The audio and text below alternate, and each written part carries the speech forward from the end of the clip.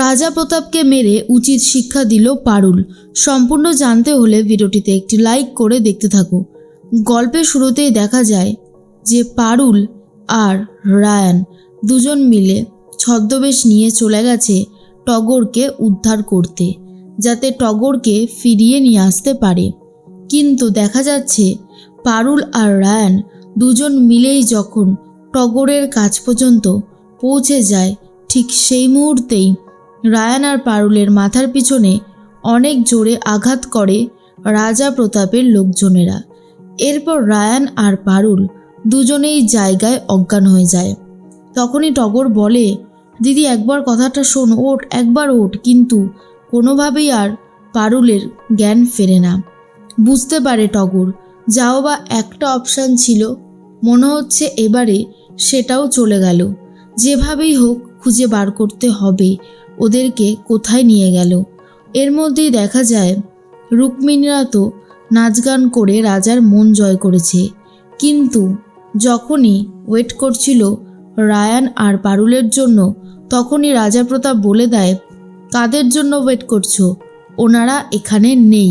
আর এই কথাটা শোনার পর পুরোপুরি অবাক হয়ে গেছে অনিরুদ্ধ আর বাকি সবাই। তখনই অনিরুদ্ধ বুঝতে পারে রাজা প্রতাপ সবটা জেনে গিয়েছে। এরপর মল্লার কিছুতেই আর ফিরতে চায় না। কিন্তু অনিরুদ্ধ বলে, এখন আমাদের হাতে আর কোনো অপশান নেই, আমাদেরকে এখন ফিরতে হবে।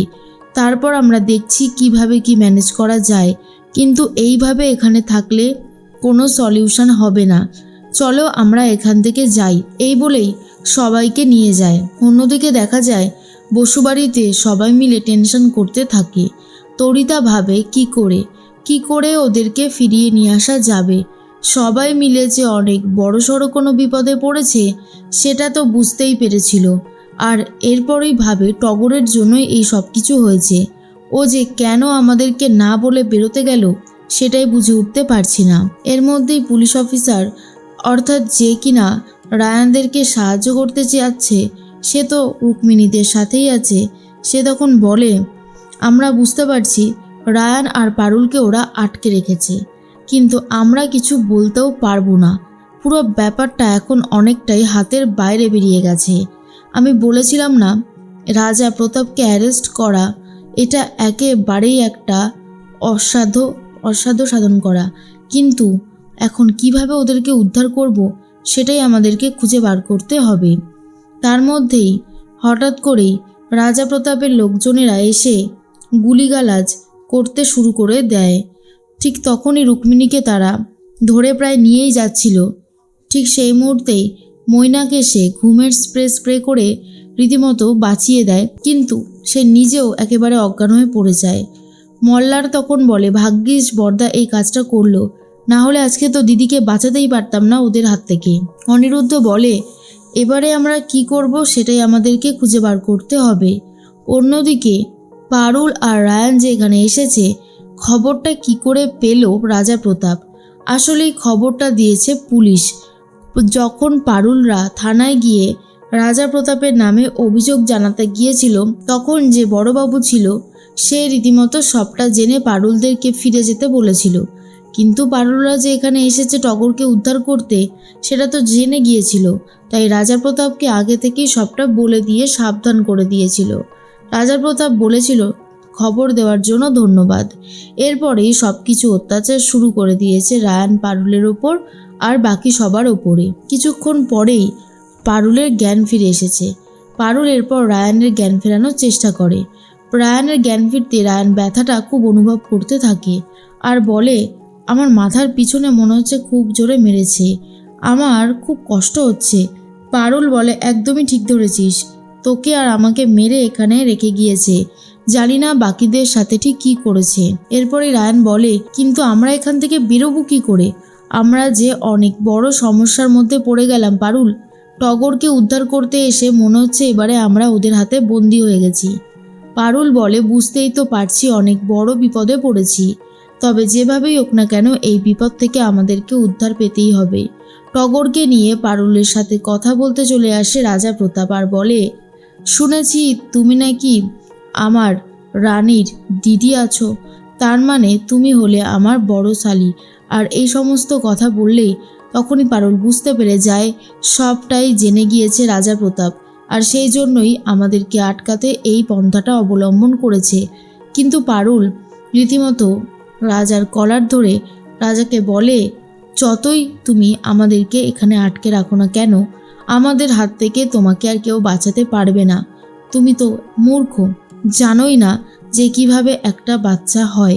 তুমি কেন ভাবছো যে রানীরা শুধুমাত্র মেয়ে সন্তান দিচ্ছে বলে তোমার কপাল পুড়েছে? আসলেই তুমি তো সব কিছুর অযোগ্য। তোমাকে এসব বলে কোনো লাভ নেই। সায়েন্স কিছু বোঝো তুমি? মনে হয় বোঝোই না।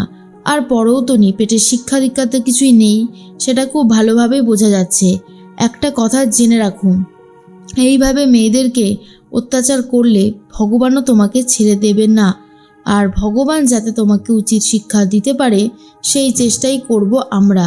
এর মধ্যেই যেহেতু রাজার গায়ে হাত তুলেছে, রাজা তো এটা কোনোভাবেই মেনে নিতে পারে না, আর বলে, তুমি যেই সাহসটা আজকে আমাকে দেখিয়েছো সেই সাহস এর আগে কেউ দেখায়নি। তাহলে এক কাজ করি, কালকে যে লগ্নটা আছে সেই লগ্নয় বোন আর দিদি দুজনকেই বিয়েটা করে নি, তবেই তো জমবে খেলা। এরপর শুনে রায়ান তো খুব রেগে যায়, সবার সামনেই রাজাকে মারতে শুরু করে দেয়। যা দেখার পর রাজার সেনাবাহিনীরা এগিয়ে এসে রায়ানকে বেধড়ক মারতে থাকে। তখনই রাজা প্রতাপ বলে, এই গ্রামে আমার গায়ে হাত তোলা কেউ দুঃসাহস পর্যন্ত করেনি, আর তুই যখন করেই ফেলেছিস তখন তোর জন্য একটা উপযুক্ত শাস্তির ব্যবস্থা থাকবে। দরজা তো আজকে রাতে খোলাই থাকবে, কিন্তু পাহারা দেবে এমন দুজন যাদের ভয়ে তোমরা শিহরিত হয়ে থাকবে। এরপর রায়ান বলে, আমি এখান থেকে বেরোবই, আমার স্ত্রী আর শালিকে নিয়ে এখান থেকে বেরিয়ে যাব। দেখবো তুই কি করতে পারিস। আসলেই তুই কিছু করতে পারবি না, আর সেটা আমি খুব ভালো মতন জানি বলেই বলছি। তখনই মনে মনে একটা কথাই ভেবে নেয় রাজা প্রতাপ, যেভাবেই হোক না কেন পারুল আর প্রগট দুজনকে বিয়ে করবে। এদিকে অনিরুদ্ধরা অনেক চেষ্টা করছে যাতে রায়ানদের কাছ পর্যন্ত পৌঁছতে পারে, কিন্তু কোনোভাবে আর সেটাই সফল হচ্ছে না। তাই কি করবে বুঝতে পারছিল না। এর মাঝখানে রায়ানকে পারুল বলে, একটু শান্ত হ, আমাদেরকে গায়ের জোরে কাজ করলে হবে না, আমাদেরকে বুদ্ধি দিয়ে কাজ করতে হবে, তবেই আমরা জিততে পারবো, নয়তো নয়। এরপরেই রাজা নিজে ব্যস্ত থাকলে রানীদের সাথে কথা বলে পুরো ব্যাপারটাকে ম্যানেজ করার চেষ্টা করে পারুল। রানীরা পারুলের কথায় রাজি হয়ে যায় আর বলে, আপনি যেমন যেমন বলছেন ঠিক তেমনই হবে। আর রাজা প্রতাপের চোখে ধুলো দিয়েই, উচিত শিক্ষা দিয়েই একেবারে টগরকে নিয়ে বাড়ি ফেরার কথা ভাবছে পারুল চক্রবর্তী।